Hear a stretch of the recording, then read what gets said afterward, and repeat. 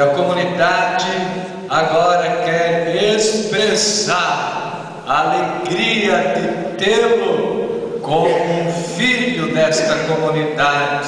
E sua família, você cresceu aqui na região onde hoje nós pertencemos a esta comunidade. Você que já estava no seminário quando esta comunidade foi edificada, mas o território onde você nasceu e cresceu no lar de sua família pertence a esta comunidade. Por isso você é um filho muito querido e nobre dessa comunidade, e a comunidade hoje quer te acolher carinhosamente.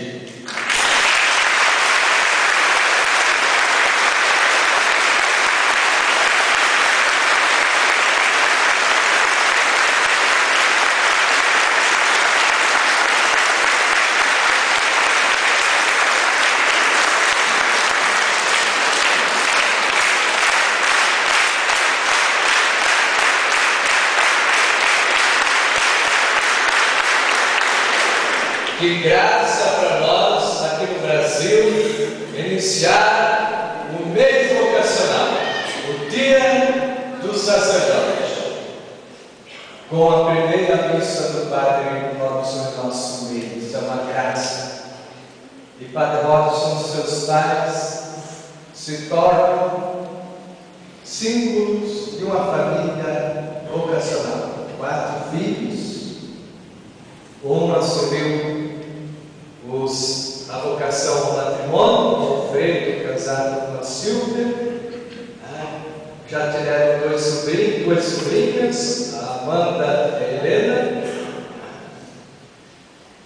A Ana Paula, consagrada à vida religiosa, no Reino Cristo, veio do México especialmente para a sua missa, para visitar toda a família, nossa comunidade.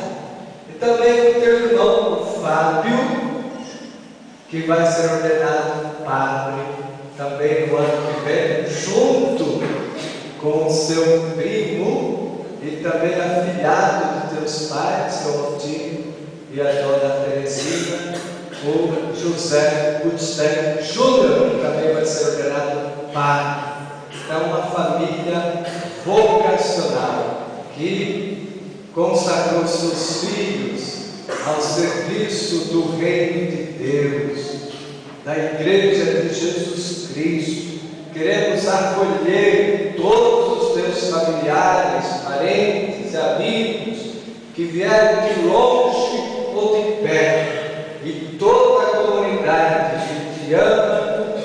Sintam-se todos bem-vindos e bem-vindas. Quem veio de outros bairros, de outras cidades, erga um braço bem alto, para que você sinta-se bem-vindo em nosso meio. Sua presença é muito importante e vamos nos acolher mutuamente com mais uma calorosa salva de palmas.